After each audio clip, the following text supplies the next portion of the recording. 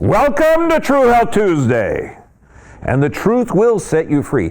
Thank God, because most of our population is going to be incarcerated pretty soon. Okay, when we're talking about science-based decisions and fear-based decisions, we're going to bring up a lot of facts because your rights are being taken away very, very rapidly. Very, very rapidly. There's some things happening in New York and California that people need to be informed on. I want to go back to doing talks about anatomy, physiology, neurology, how to regenerate the brain. So if they stop doing this stupid craziness, we'll be able to go back to that. But this is crazy. I like this comment here. The people's silence is the tyrant's greatest advocate.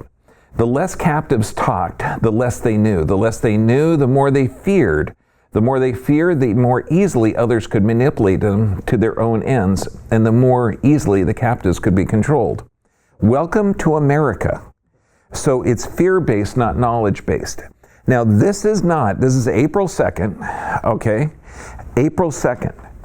It's not April 1st. So when I bring this up, you might think, oh my God, he is so full of it, okay? Forced medical procedures without informed consent. I'm looking at informed consent. We're going to do a whole talk on it, risk-benefit ratio of any medical procedure. Nuremberg trials say that you must be informed of the risks and the benefits, and then you should decide, except for vaccines. Medical doctors who write exemptions have their actions questioned and reviewed by the medical board. And they're looking at this a lot because they've taken away personal beliefs, so you can't decide for yourself. They've taken away religion, so if you think your body is self-healing, self-regulating, built by God, and you have a personal belief system or a religious belief that your body doesn't want outside influences, that doesn't matter. Now, if a doctor wants to look at you and look at your medical history, look at your immune system status, and says, you know, I don't think this is appropriate, he gets written up by the board. Okay, now medical exemptions will be reviewed by the state public health officers.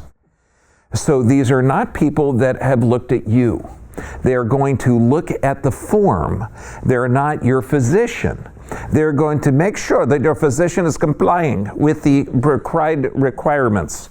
And if he is not requiring, then he could lose his license and you for sure would lose your exemption. So you must have those papers. Now, you could have full-blown AIDS, full-blown hepatitis. You could be a hepatitis B drug addict with a needle hanging out of your arm.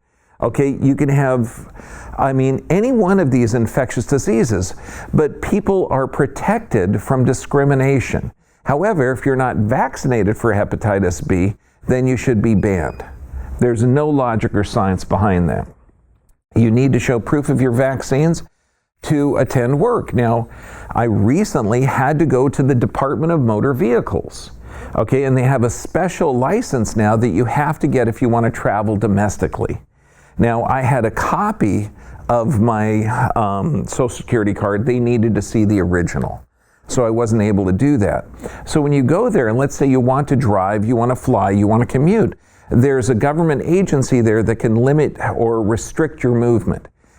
The adult vaccine schedule will be tied into the government agency 2020, 2021. So if you're wondering why all this insanity over a forced medical procedure with no logic behind it, this is why.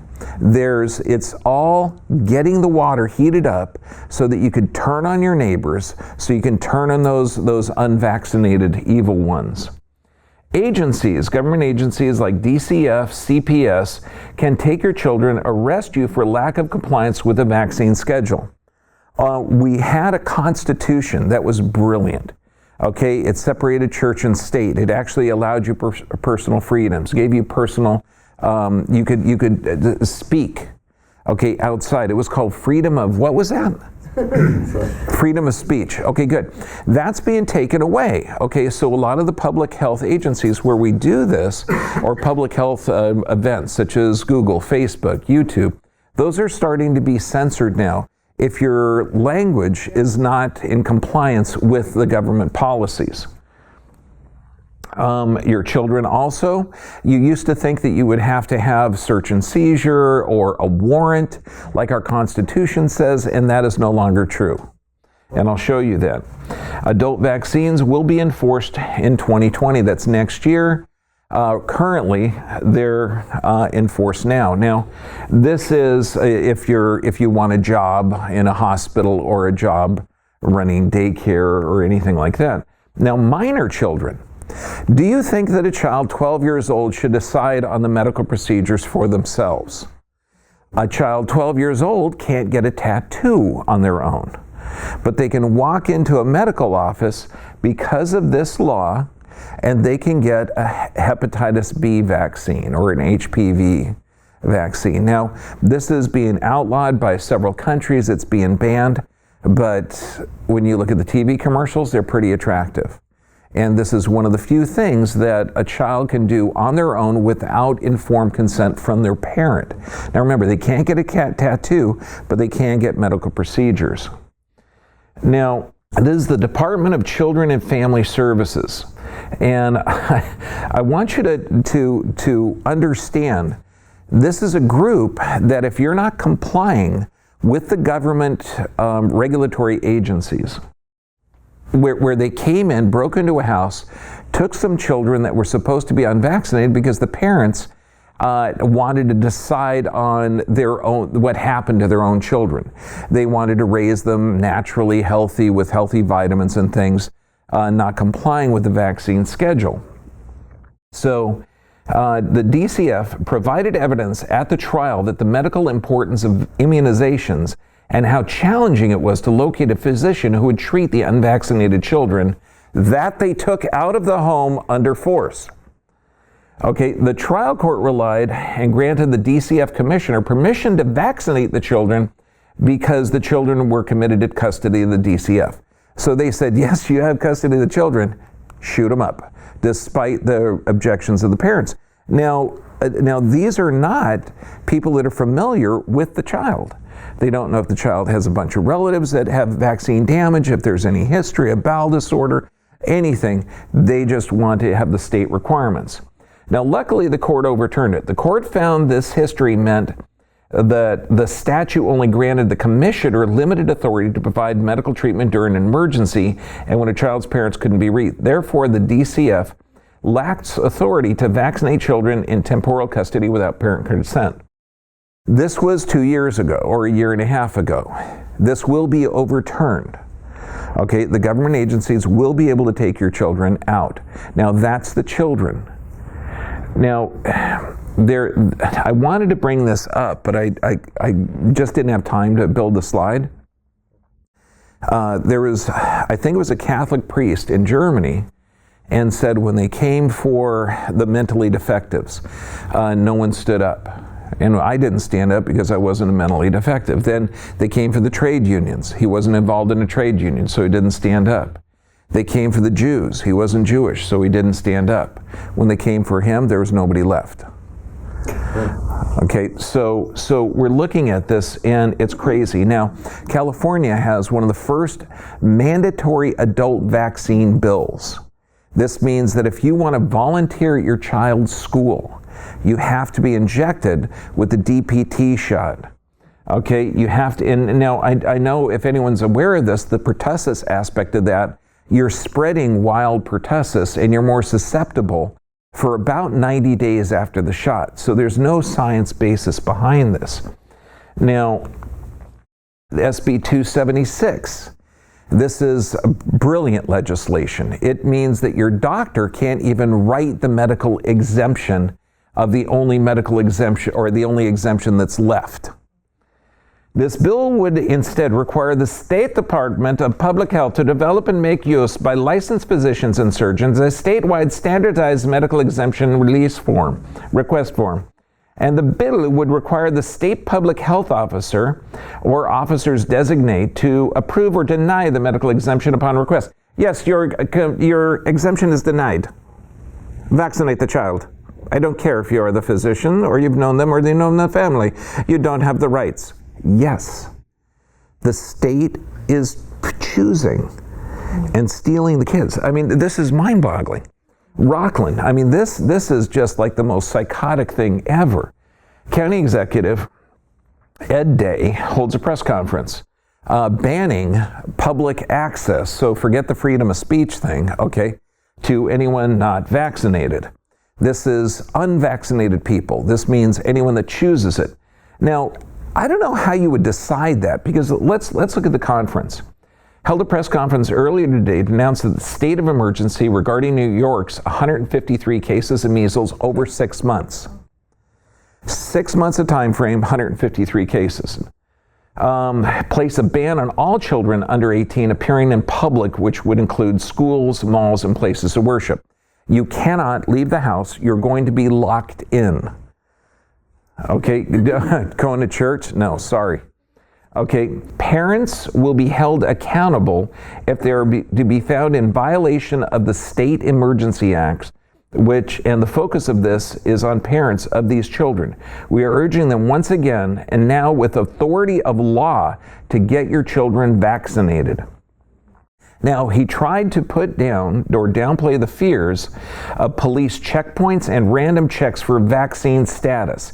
He also stated that any parent found not to be in compliance with the emergency order would be referred to the district attorney's office for possible prosecution. This is America. Okay, this is America. Okay, they don't even have this stuff in China, do they? No, I know.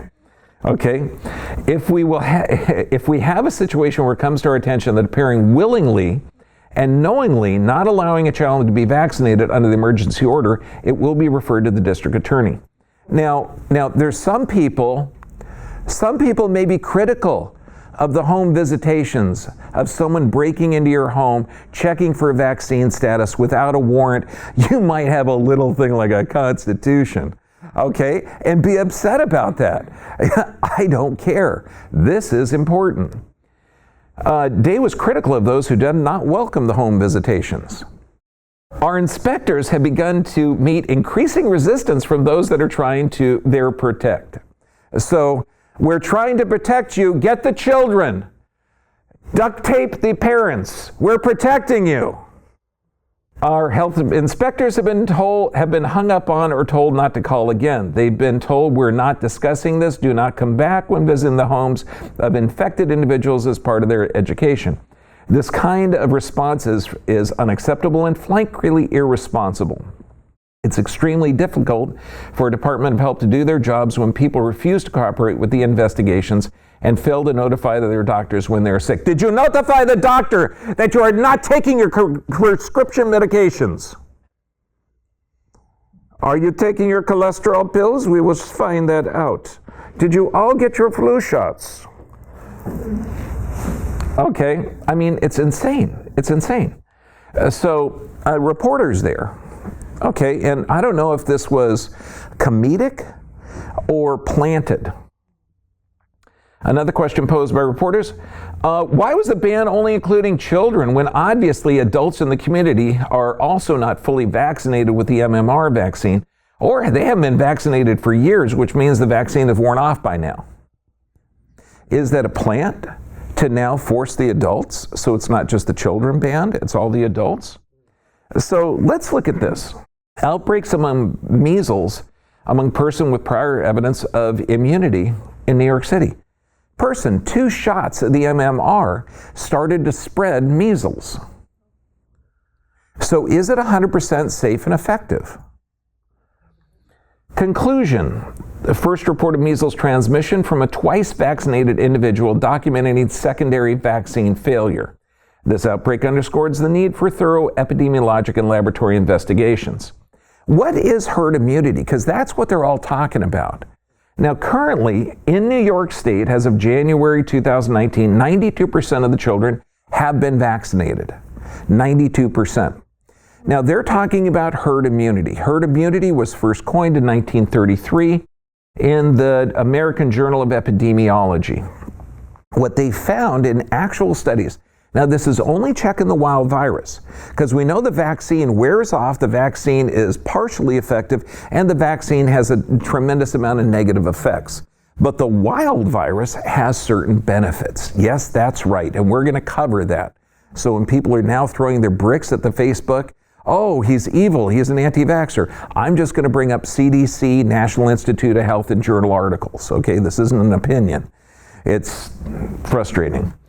So what they found when they're looking at wild measles virus or infection is that when 68% of the kids in a community or the susceptible individuals actually got measles, okay, and you could watch the Brady Bunch episode, I think 100% of that family got it, and Alice.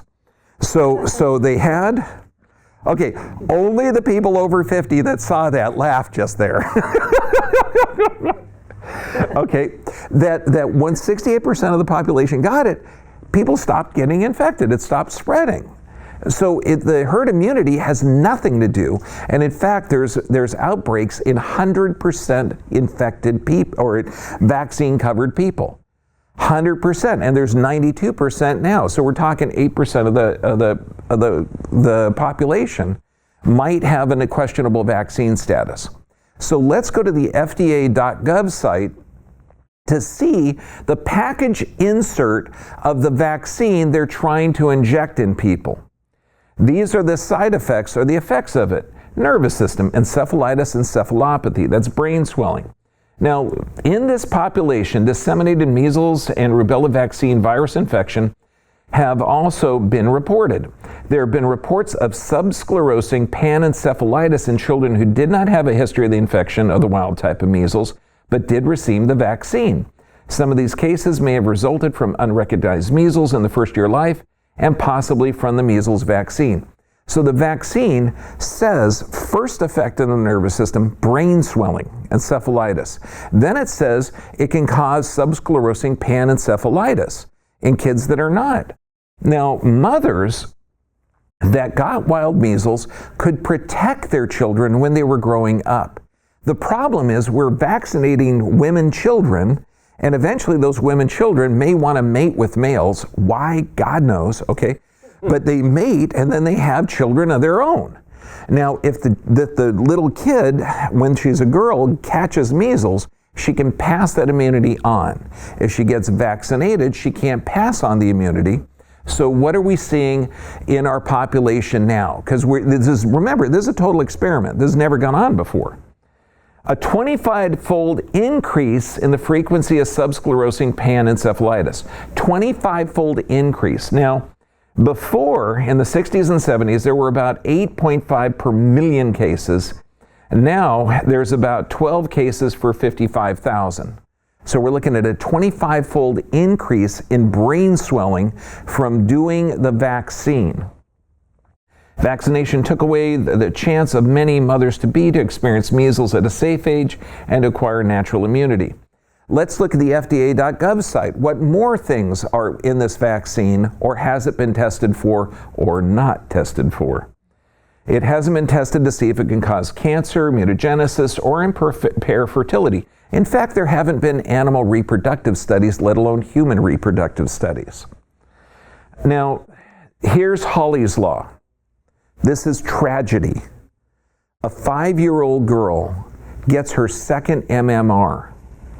The child gets encephalitis and dies. The mother goes to the governor. Now, everyone, and this is back in 2000, they're saying, you know, this is dangerous to question vaccines. But the governor really helped her. Okay, and they said, look, okay, we're going to pass a law. We're going to call it Hawley's Law. Instead of just shooting people randomly with the multiple vaccines, the 72 doses of 17 different vaccines, although this was in 2000, so there was only around 34 vaccines at the time, so we've about doubled those number. But let's just do a titer. That means we're going to check the blood to see if there's antibodies. I mean, anyone got a problem with that? Does that make sense? It makes sense. We're talking just basic common sense. You know, I know we're questioning the belief system of vaccines, but hey, you know, you're not going to burn in hell. That's a venial sin. Okay? No Catholics out there? Okay? Okay. Well, anyway, okay, so you're going to get it checked. And that makes sense. Nobody knows this law, though. Now, the future of measles in a highly immunized population. Think of this. We're altering the immune system of mothers, of children. Generation after generation, no one's ever seen that experience before. Now, according to the American Journal of Epidemiology, with the institution of the measles program, the proportion of susceptibles in the population fell to 3.1% from 1978 through 81. Then has been rising by about 0.1% per year to reach 10.9%, which is more than it was before the vaccine was introduced, by 2050. So we're causing a greater problem. This means that vaccination is altering the immune system, negatively affecting, so by 2050 we're going to have more of a problem than we did without it. Are there any benefits to measles? Well, it turns out that if you actually catch wild measles, you have less risk of Hodgkin's, non-Hodgkin's lymphoma, atopic diseases, hay fever, eczema, and asthma. Lower risk of cardiovascular disease, heart disease, that's one of the leading killers. Measles maternal immunity longer than infants born of vaccine mothers. So there's a lot of benefits. But when we look at this, allergies, let's look at the Journal of Atherosclerosis, 2015, association with measles and mumps and cardiovascular disease. Measles and mumps, especially in cases of both infections, so luckily if you get both, were associated with lower risk of mortality of atherosclerotic or cardiovascular disease. Wow! Could that be why we have a massive rise in cardiovascular disease? Because we're altering immune system function? Or are we just effective? Is our population just effective and you got defective hearts? And they weren't noticed for the last 6,000 years, but now we're starting to see hearts malfunction. Allergic diseases, atopic sensitization in children with relation to measles vaccine and measles infection. Our data suggests that measles infection protects against allergic diseases in children. Allergies are exponential in our population now. They have peanut-free days at ballparks. If you walk in, for goodness sake, don't take this milk because it was made in a factory that has some nuts. And if your child touches the glass, you better have an EpiPen. That's our population. There's no animal species on the planet other than our inbred animals and humans that are allergic to their own environment that can kill them. Increased susceptibility to measles in infants. Okay, and again, they're saying that measles, because we're vaccinating the mothers, we're seeing a massive rise because we're not protecting it. Archives of Internal Medicine. A failure to reach the goal of measles elimination, an apparent paradox, measles infections in immunized people. Yes, that's right, measles infection in immunized people.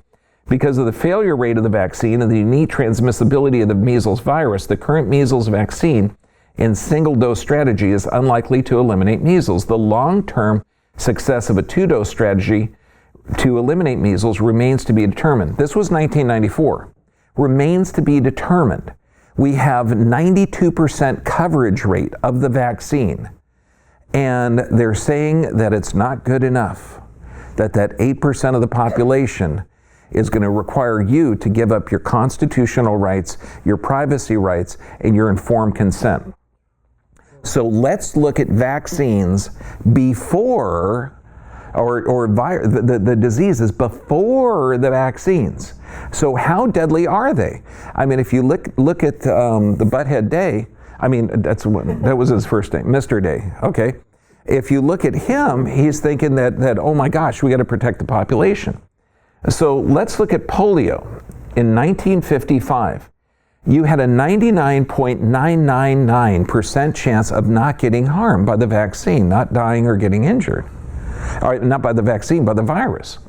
Let's look at measles. 1 in 500,000, or you had a 99.9998% of a chance of not getting injured by measles before the vaccine. Before the vaccine. So this fear-mongering, I'm looking at data points, and I'm going to the CDC site, and I'm saying, well, wait a second, I see benefits of getting wild measles. I see decline in disease rates because of improved infrastructure, like road systems, refrigeration, food systems. And if you have, like, let's say you have any type of disease, make it up. Call it Hirschsprung syndrome, okay? So any type of disease, and 99.99% of the population is okay. we have 1/10 of 1/100th of a population that has a problem with it. Should you look at that one person out of 500,000 that actually has the problem and find out what their lifestyle is like, what they're exposed to, and find out how people are thriving around this? That would make more sense. Now, some people are saying, well, we're just better at diagnosing autism, that it's always been here. I've heard this crap, and it's absolutely not accurate, so let's look at UC Davis.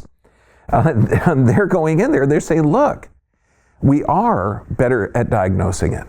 But the exponential rise, okay, the 7 to 8-fold increase in the number of children born in California with autism since 1990 cannot be explained in better diagnosis or how they're counting. It's time to look for environmental culprits that are responsible for the increased rate of autism. Environmental culprits. How about glyphosates? That destroys the gut flora. And we see consistent gut damage in autistic kids and in behavioral damage kids. And what I'm telling my patients is that if you've gone through this whole schedule, you're going to have behavioral, bowel, breathing, or skin issues. Very, very few people make it out 100%. So it's not 99.99% of the population is going to survive the vaccine schedule. I'm just talking about the old diseases. This is brilliant. I encourage you to go to Green Medical Info, sign up for their newsletter. But this gal, Tijuana, now she wrote an article because she is pissed off like I am, but she's much more articulate and I mean accurate. I love this gal. I love this gal. I've heard her speak and she's so soft and clear and direct. It makes you want to listen. Okay, so now what are her qualifications? PhD. She has studied immunology earned her PhD at Rockefeller University, New York, postdoctoral training at Harvard and Stanford. Sharp gal? Anybody want to take her advice? I'm thinking, okay, so I'm writing a PhD in immunology. I'm writing this letter in hopes that it will correct several common misperceptions about vaccines in order to help you formulate a fair and balanced understanding that is supported and accepted by vaccine theory and new scientific findings. She asked the question, do unvaccinated children pose a higher threat to the public than vaccinated? So she goes over and lists this. I encourage you, go to Green Medical Info, get this article. It's brilliant. I posted it on all 3 of our Facebook pages. I mean, you just got to get this information out there. The inactivated polio virus. Okay, now interesting, the OPV, or oral polio vaccine, we can't use in this country anymore because it was causing polio. They use that one now in Nigeria, in India, and it's causing acute flaccid non-polio paralysis, okay, or non-polio acute flaccid paralysis. And so it was causing the same thing in our country, but we don't use it anymore, so we exported it. I don't know why we exported something toxic that can damage kids, but this one here, despite being capable of preventing, here it is. Please note that wild poliovirus eradication is attributed to a different vaccine. And so we don't know if it can help fight polio. And the one that we were using was spreading the disease. Tetanus, that's the T part of the DPT part, is not a contagious disease. Vaccinating for tetanus can't protect any transmissible disease. Okay, then they go in the diphtheria toxoid. Diphtheria, it's not designed to prevent colonization or transmission of C. diphtheriae. Vaccinated for diphtheria cannot alter safety of public spaces and is likely intended for only personal protection. So this can't help in group settings. Let's look at acellular pertussis. Now, the acellular pertussis vaccine is not capable of preventing colonization or transmission of B pertussis. If you actually look at the FDA findings on this, if you get the pertussis, you're more susceptible to B pertussis, and you can actually spread this for 90 days after the vaccine. What's interesting, I didn't have a chance to put it in here, I got it in my next talk, that they actually use the pertussis to induce multiple sclerosis or nerve damage in mice. And they've been doing that since 1960 or 61. When we look, pertussis variants circulating in the U.S. acquired a selective advantage to those infected who are updating their DPT boosters, meaning that people who are up to date are more likely to be infected and thus contagious than people who are not vaccinated. Among numerous types of Haemophilus influenza, the introduction of the Hib vaccine has inadvertently shifted the strain dominance towards other types of H influenza. Discriminating against children who are not vaccinated for the Hib does not make any scientific sense in the era of non-type H influenza diseases. Hepatitis B is a blood-borne disease. Sexually active or IV drug users. Now remember, the drug user that's walking on there, stoned out of their bejesus, with a needle hanging out of their arm, is not banned from public places. Okay? The people that are vaccinated against them, those are the ones that are banned, the ones that are not vaccinated. To prohibit school admission for those who simply are unvaccinated and do not even carry hepatitis B would constitute unreasonable and illogical discrimination. Unreasonable and illogical. Please look at the referenced article. Taken together, these 4 facts. Now, property of modern vaccines, non-vaccinated individuals pose no greater risk of transmission of polio, diphtheria, pertussis, and numerous types of Haemophilus influenza. There's significant elevated risk of emergency room visits after childhood vaccination appointments, attesting that vaccination is not risk-free. Vaccinations are not risk-free. We're going to bring up more data for that.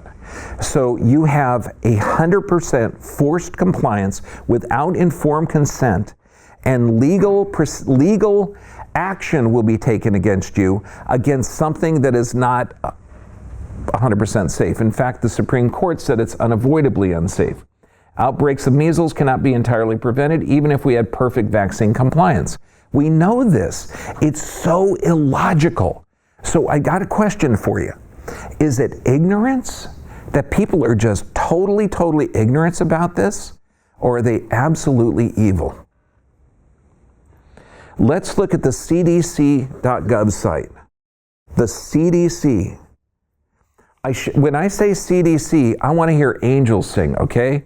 This is like, way better than the Pope.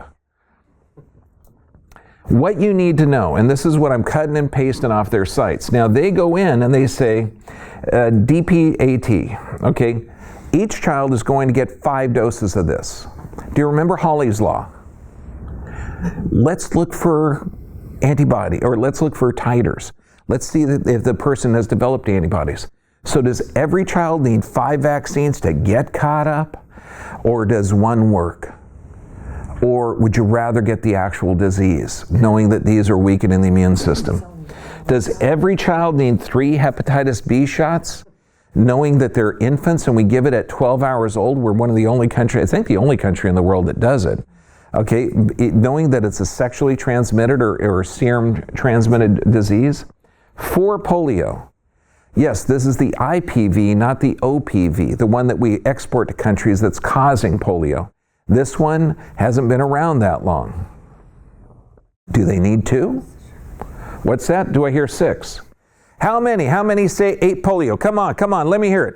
Going once, going twice, go. Sold! 9 polio. You got it, buddy. You just made our company $1 billion. Okay, Hib. We know that we're altering the chain of viruses. We're protecting from one and causing others to mutate. And pneumococcal. Okay, so let's look at the risk of the vaccine on the CDC website. Serious problems such as long-term seizures, coma, lowered consciousness, permanent brain damage have been reported following the DPT shot. No problem. You don't have informed consent, so really you don't need to read this. So just be quiet. Okay? Go with the vaccine authorities, because if you're going to refuse this and you think that this is too big of a risk, you will be arrested. Now, they have a thing on the CDC site, and I thought this was very interesting, for healthcare professionals. Okay? And because parents, I know this is going to be tough, but just, doctor to doctor, we're going to talk about this. You get those parents that are educated by Dr. Google. Okay, maybe they listen to stuff like on YouTube or something, maybe they listen to those chiropractors. No, really, they do. We're going to censor those bastards, okay, but don't worry about it, okay? But this is what a doctor, parents are going to come up and ask them, so they give answers that the doctor can say to the parent. Parent may ask, can it harm my child to get several vaccines at one time? Does my child need all the recommended vaccines? And the doctor can respond, there's no proven danger in getting all the recommended vaccines today. Any time delay in a vaccine would leave your baby vulnerable to diseases. It's really best to stay on schedule. There's no references. Are these diseases that dangerous? Is my baby likely to catch this disease? Will the ingredients in the vaccine hurt my baby possibly more than getting the disease? You respond, I know you didn't get all these vaccines when you were a baby, neither did I. However, we're both at risk of serious diseases that can lead to deafness or brain damage. Today, we're able to protect your baby from 14 serious diseases by his second birthday. Oh, what is the human and experimental toxicology? Studies have not been conducted to determine the safety or efficacy of administering multiple doses in vaccine variety combination as recommended by the CDC guidelines. How are they coming up with these statements to lie to patients? So we got ignorant or evil, your choice. Parents may ask, will my child be okay if he or she has a side effect? I know someone whose baby had a serious reaction. Will my baby too? You can respond, I'll worry if your child doesn't get the vaccines today because the diseases are going to be very dangerous, most including Hib, whooping cough, and measles are still infecting the U.S. We can look at the vaccine information statements together and talk about how rare the side effects are. The vaccine information statement is not informed consent. It's saying these are the risk of the diseases and these are the risk of the vaccines. And you still have to comply no matter what, otherwise your kid can't get into school and you can't leave your house if you're in New York. Okay, now, do vaccines cause long-term side effects?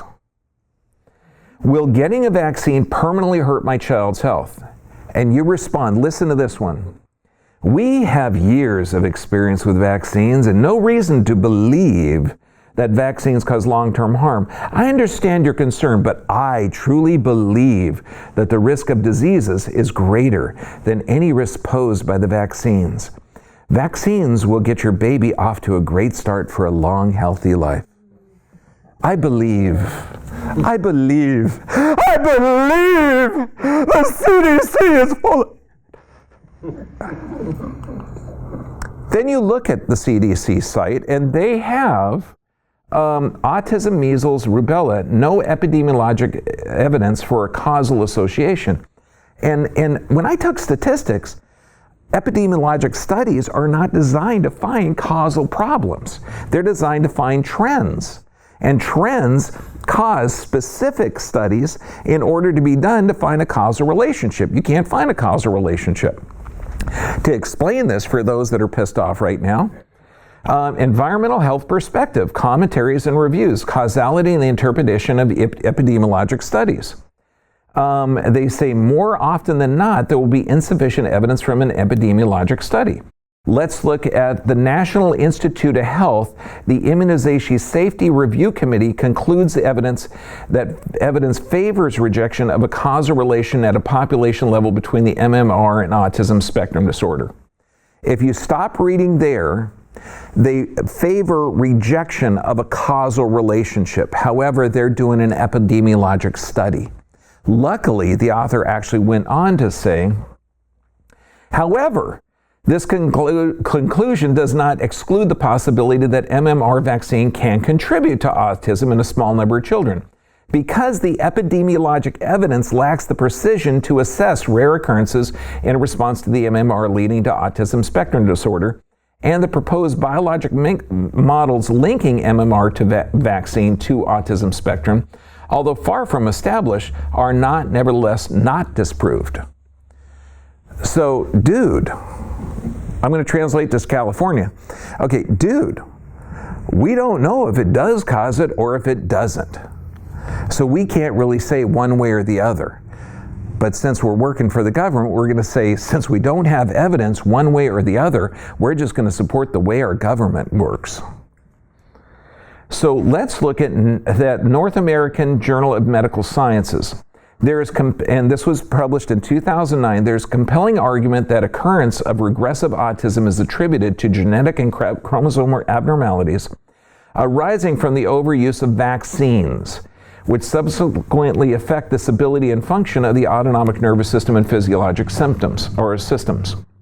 The mass of scientific evidence compiled by researchers clearly indicates that the incidence of autism occurs following vaccination and is most closely associated with the schedule of vaccines culminating in the MMR vaccine. Where is this on the news? Why don't we have someone talking to Mr. Day and say, look, dude, you are either ignorant or evil. Okay, if you are aware of this data and you're forcing people, that's evil. This is the CDC website. Side effect is any health problem shown by studies to be caused by a vaccine. Like any medication, vaccines can cause side effects. I thought the science was settled. In addition, the younger infants were significantly more likely than older infants to be hospitalized or die after receiving vaccines. Gee, younger and smaller, and the more they got, the sicker they got. The older and larger, the less vaccines, the healthier they were. Is that a clear translation?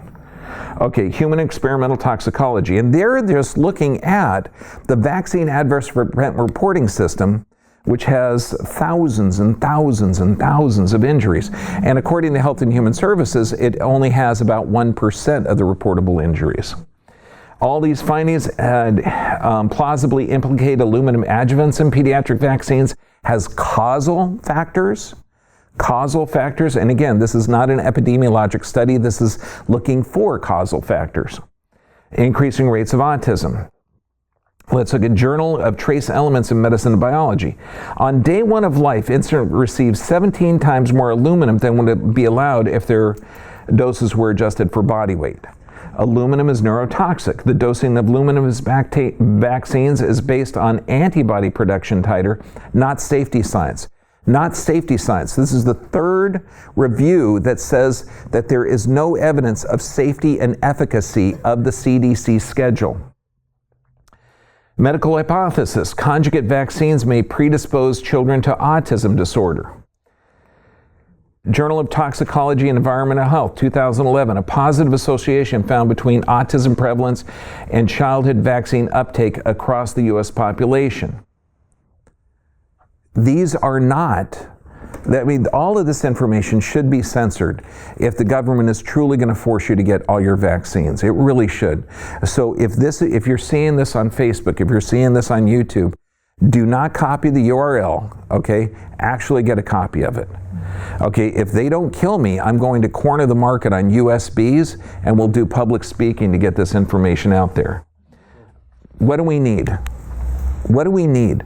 And I'm talking we get some politicians that are not in the pocket of the pharmaceutical industry, which means that they can't get on TV because that's where most of the advertisements are, which means they can't fund their campaigns. So I'm talking about the unicorn that's striped like a zebra, okay? But there might be a couple of them out there. We need to get randomized controlled trials. That would be really cool. But more important, how about bringing liability back to the vaccine manufacturers? Just liability. That would be cool because that would make them responsible for their product. So if the doses go from 23 doses of vaccines to 33 to 45, and 23 was before they passed a liability protection law, so they're not liable for their product. 30 years later, we're at 72 doses of 17 different vaccines. It's now forced, there's no exemptions. Even the medical doctors that are saying, hey, dude, this isn't right, let's start giving exemptions, they're being brought up. Okay, your children, you think you can homeschool them? No, they can't leave the house. And in fact, this DCF, they're going to be breaking into your home and arresting you for not vaccinating the kids. This has got to it's so crazy that if people don't wake up, the knock on the door is not the pizza delivery guy, okay? The reason it's not going to change, okay, until there's some major events, is it's a litigious society. How would you like to say, okay, the 1 in 38 boys, I'm sorry, it's not 1 in 38 boys now, because we're looking at 8 and 12-year-olds. Okay, by 2025, it's 1 in 2. That means half of our young population have autism. Okay, but let's look at right now. 54% of our kids have a chronic illness or disease they'll never recover from. And this is our workforce. So this means Social Security, forget about it. Okay, economy, forget about it. So this is happening right now. This is not. It's insane. Careers are tied to the promotion of the vaccine schedules, absolutely. But you got to figure the pharmaceutical industry is in a bind. They don't have enough sick people. Okay, the patents are running out on drugs. How's antibiotics look? Anybody want to produce a new antibiotic? No, that doesn't last that long. So that miracle drug is gone. People are finding out about cholesterol drugs, blood pressure drugs. They're changing blood pressure all over the place because the diuretic beta blocker ACE inhibitor actually kill you. The cholesterol drugs cause hardening of the arteries and heart failure. So the one big event that the pharmaceutical industry has, the one moneymaker, is the forced adult vaccine schedule, when you get 300 million adults that have to get their 13 different vaccines. Figure it's $1 billion for every childhood vaccine. Now we triple the number of adults that are going to get it. That's $3 billion for each vaccine. This is a moneymaker, and it is every year. We need to change this world, okay? And it's only up to us, only up to education. So as long as I'm able to speak, we'll be doing this. I choose to live this way. I choose to think my body is made in the image and likeness of God. No, God wasn't heavy set, built like a tank with a gray beard. I like your idea, though. He's stronger than me. So, but how about we take care of our nervous system, which controls and coordinates everything? How about we get good exercise, walk every day? How about we love each other, have a sense of community, prayer and meditation, eating food that's seasonal, organic, and plant-based? It just makes sense. And sleeping at night, every night, waking up refreshed, that sounds cool. We got all this stuff. There's so many things. Green Medical Info is amazing. Go to that site. It's fantastic. Mercola.com is excellent. Extreme Health Academy, this is fantastic. We've got webinars everywhere, and get on it. These seminars, I'm not just having it out of the country for any reason whatsoever. Okay? Health seminars. Go to these, okay? They're vital. You're going to learn important information. And we just got back from Cuba, which, when you look at Cuba, they have to look at real effective alternatives. They're not in the pocket of the pharmaceutical industry. We're at the clinic in Mexico we have one of the best ozone experts in the world that's going to be working with us. It's just amazing, amazing. But the population is not controlled by the media, and they're not controlled by the pharmaceutical industry.